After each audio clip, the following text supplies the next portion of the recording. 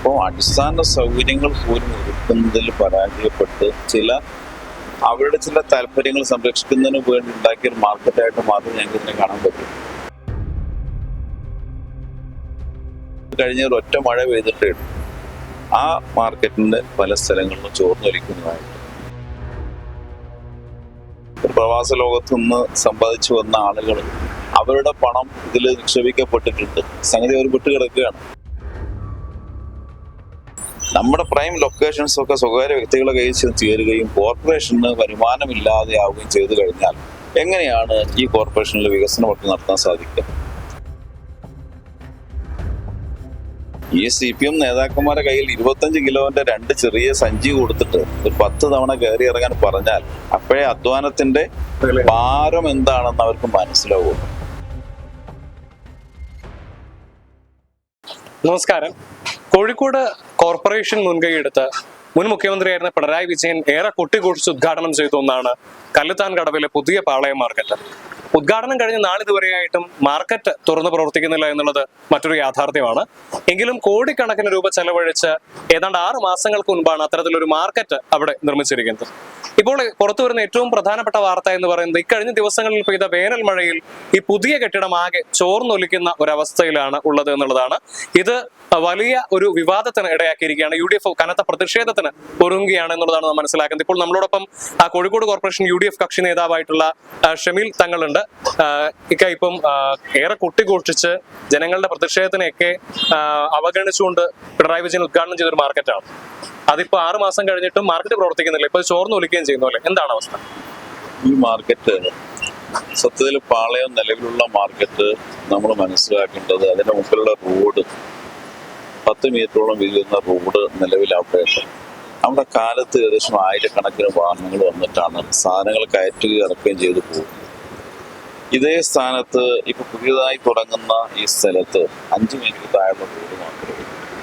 അപ്പോൾ അടിസ്ഥാന സൗകര്യങ്ങൾ പോലും ഒരുക്കുന്നതിൽ പരാജയപ്പെട്ട് അവരുടെ ചില താല്പര്യങ്ങൾ സംരക്ഷിക്കുന്നതിന് വേണ്ടി ഉണ്ടാക്കിയ ഒരു മാർക്കറ്റായിട്ട് മാത്രമേ ഞങ്ങൾക്ക് ഇതിനെ കാണാൻ പറ്റൂ.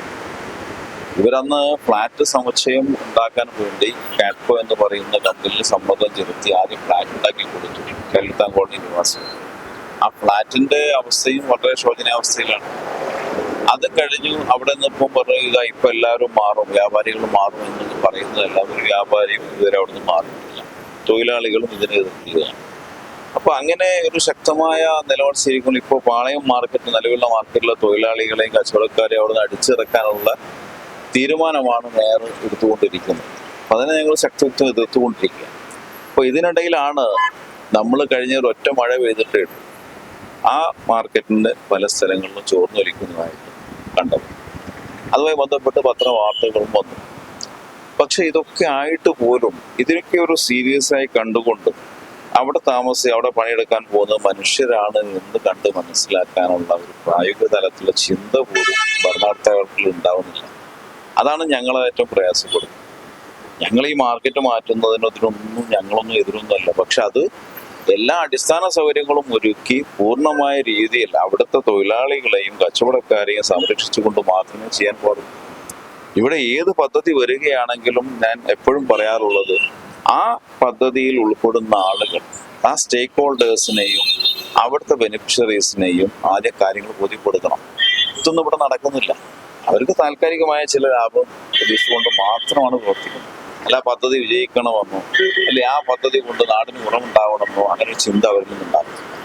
ജനങ്ങളുടെ കോടിക്കണക്കിന് രൂപ എടുത്തിട്ടാണ്, ജനങ്ങളുടെ നികുതിപ്പണം എടുത്തിട്ടാണ് ഇങ്ങനെയുള്ള ബിൽഡിങ്ങുകൾ ഉണ്ടാക്കുന്നത്. അപ്പൊ അത് ഒറ്റ മഴയിൽ തന്നെ ചോർന്നൊലിക്കുന്ന തരത്തിലേക്ക് വലിയ അഴിമതിയല്ലേ അതിന് പിറകിൽ ഉണ്ടായിട്ടുണ്ടാവുന്നല്ലേ?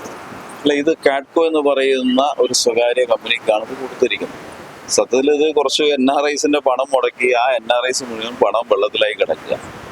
ഞങ്ങൾക്ക് അതിൽ കാരണം പ്രയാസമുണ്ട്. കാരണം ഒരു പ്രവാസ ലോകത്തു നിന്ന് സമ്പാദിച്ചു വന്ന ആളുകൾ അവരുടെ പണം ഇതിൽ നിക്ഷേപിക്കപ്പെട്ടിട്ടുണ്ട്. സംഗതി അവർ വിട്ടുകിടക്കുകയാണ്. പക്ഷെ നിർഭാഗ്യവശാൽ ഞാൻ പറയുന്നത് ഇനി ഈ ബിൽഡിംഗ് നമുക്കൊരു ഇലക്ട്രോണിക് സിറ്റി അങ്ങനെ ആ രീതിയിലൊക്കെ ഒന്ന് പ്ലാൻ ചെയ്ത് മറ്റൊരു മോഡിലേക്ക് കൊണ്ടുപോകുന്നതായിരിക്കും നല്ലത്. കാരണം അതിന്റെ കൺസ്ട്രക്ഷൻ ആ രീതിയിലാണ്. ചെറിയ ചെറിയ റൂമുകളും കാര്യങ്ങളും ഇതൊക്കെ നിങ്ങൾ അവിടെ പോയി കാണണം. അവിടെ ചെറിയ റൂമുകൾ നിർമ്മിച്ചുകൊണ്ടിരിക്കുന്നുണ്ട്. അത് ഇരുട്ടറയെ അനുസ്മരിക്കുന്ന തരത്തിലുള്ള ചെറിയ ചെറിയ റൂമുകൾ ഉണ്ടാക്കുന്നുണ്ട്. കാരണം ഒരു വെന്റിലേഷനോ കാര്യങ്ങളോ ഒന്നുമില്ല. കാരണം അവിടെ ഒരു പുതിയ നമ്മൾ സംരംഭം ഉണ്ടാക്കുമ്പോൾ പഴയതിന് സമാനമായതേ ഉണ്ടാക്കുകയുള്ളൂ എന്ന തരത്തിലാണ് അവിടെ സമീപനം സ്വീകരിച്ചത്. അതൊരിക്കലും അംഗീകരിക്കാൻ പറ്റില്ല. നമ്മൾ പുതിയ യുഗത്തില് പുതിയ അത്യാധുനിക സൗകര്യങ്ങളും കൂടിയിട്ടുള്ള ഒരു സൗകര്യം ഞങ്ങൾ ഒരുക്കേണ്ടത് അല്ലേ. അതിന് പകരം ഇപ്പോൾ കൺസ്ട്രക്ഷൻ നടന്നുകൊണ്ടിരിക്കുന്നു. തെരുവ് കച്ചവടക്കാരെ സംരക്ഷിക്കാൻ വേണ്ടി നിങ്ങൾ പോയിട്ട് അതൊന്ന് കാണണം. അതൊക്കെ കണ്ടു കഴിഞ്ഞാൽ മനസ്സിലാവുന്നത് എങ്ങനെയെങ്കിലും എന്തെങ്കിലും ഉണ്ടാക്കി ഏതാണ്ട് കൊടുത്ത് പദ്ധതി നടപ്പിലാക്കുക, പാളയം നിലവിലുള്ള ആളുകളെ എങ്ങനെയെങ്കിലും അവിടെ നിന്ന് ഒഴിപ്പിക്കുക എന്നുള്ള ഒരു ഗൂഢതന്ത്രത്തിന്റെ ഭാഗം. കാരണം ആ സ്ഥലം ഒഴിപ്പിച്ച് ആർക്കോ അത് കച്ചവടം ചെയ്യാനുള്ള താല്പര്യമാണ് ഉള്ളത്. പക്ഷെ ഞങ്ങൾ മനസ്സിലാക്കുന്നത് ആ സ്ഥലത്ത് അത്യാധുനിക സൗകര്യത്തോടെ അണ്ടർഗ്രൗണ്ട് മാർക്കറ്റും അതിന് മുകളിൽ ബസ് സ്റ്റാൻഡും ഒരു 3 ടവർ ബിൽഡിങ്ങും വന്നു കഴിഞ്ഞാൽ കോർപ്പറേഷന് തനത് വരുമാനം ഏറ്റവും ചുരുങ്ങിയത് മാസത്തിൽ 2-2.5 കോടി രൂപ വരുമാനം കിട്ടും. അതായത് കൊല്ലത്തിൽ 30 കോടി രൂപ തനത് വരുമാനം കിട്ടാൻ സാധ്യതയുള്ള ഒരു പ്രൈം ലൊക്കേഷനാണ് ഒരു സ്വകാര്യ വ്യക്തികൾക്ക് നിലവിലുള്ള പാളയം മാർക്കറ്റ്.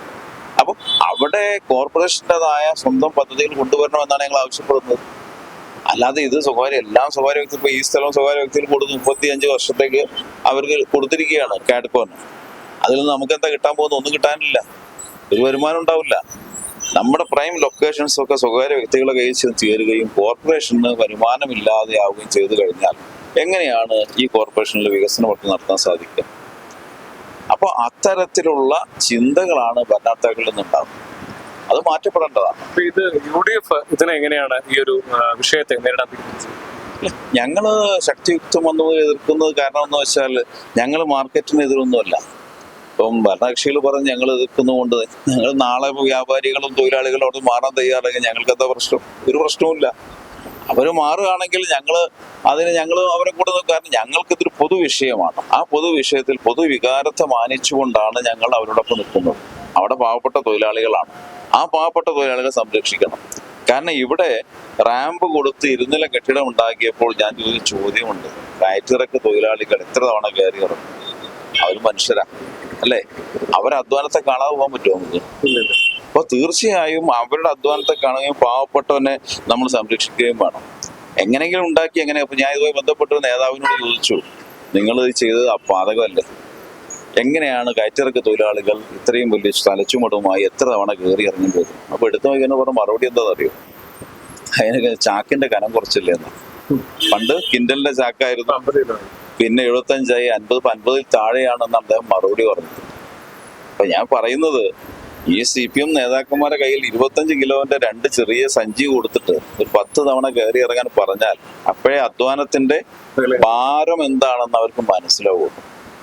അപ്പൊ ഞങ്ങളൊക്കെ കാണുന്നത് ഇതിൽ മറ്റൊരു താല്പര്യവും ഞങ്ങൾക്കില്ല. കാരണം ആ തൊഴിലാളികൾ പാവപ്പെട്ട ആളുകളാണ്. അവരുടെ പ്രയാസങ്ങൾ മനസ്സിലാക്കി അത് ദൂരീകരിച്ചതിന് ശേഷം മാത്രമേ ഇത്തരം പദ്ധതികളുമായി മുന്നോട്ട് പോകാൻ പാടുള്ളൂ. 2025 ഒക്ടോബർ മാസം 21-ാം തീയതിയാണ് മുഖ്യമന്ത്രിയായിരുന്ന പിണറായി വിജയൻ ഈ പാളയം കല്ലുത്താൻ കടവ് മാർക്കറ്റ് ഉദ്ഘാടനം ചെയ്യുന്നത്. കോഴിക്കോട് നഗരത്തിന്റെ ഹൃദയ കേന്ദ്രത്തിൽ പ്രവർത്തിക്കുന്ന പാളയം മാർക്കറ്റ് കല്ലുത്താൻ കടവിലേക്ക് മാറ്റുന്നതിനെതിരെ ആ സമയത്ത് തന്നെ ഒരു വിഭാഗം വ്യാപാരികളുടെ ഭാഗത്തു നിന്ന് വലിയ എതിർപ്പുണ്ടായിരുന്നു.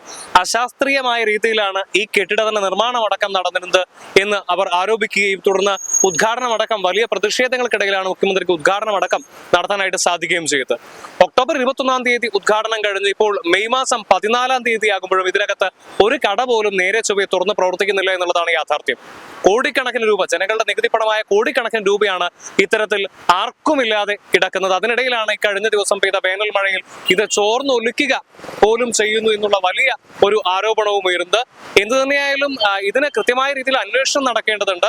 ജനങ്ങളുടെ നികുതിപ്പണം കൊണ്ട് നിർമ്മിച്ച ഒരു സ്ഥാപനമാണ്. അതിപ്പോൾ പ്രവർത്തനരഹിതമായിട്ട് ഇവിടെ കിടക്കുകയാണ്. കൃത്യമായ രീതിയിൽ പ്രവർത്തിക്കുന്നില്ല ഈ ഒരു സ്ഥാപനം. ഇതിനകത്തേക്ക് ഇനിയും പാളയം മാർക്കറ്റ് മാറിയിട്ടില്ല. അതിനിടയിൽ വേനൽ മഴയിൽ തന്നെ ഇങ്ങനെ ചോർന്നൊലിക്കാനായിട്ട് ആരംഭിക്കുകയാണെങ്കിൽ വലിയ മഴക്കാലമൊക്കെയാണ് വരുന്നത്. എന്ത് വിശ്വസിച്ചാണ് ഇവിടേക്ക് കയറുക എന്നുള്ളൊരു ചോദ്യം കൂടി ഉയരുന്നുണ്ട്. കോഴിക്കോട് കല്ലുത്താൻ കടവിൽ നിന്നും നിഖിൽ കക്കാടത്ത്, മറുനാടൻ മലയാളി.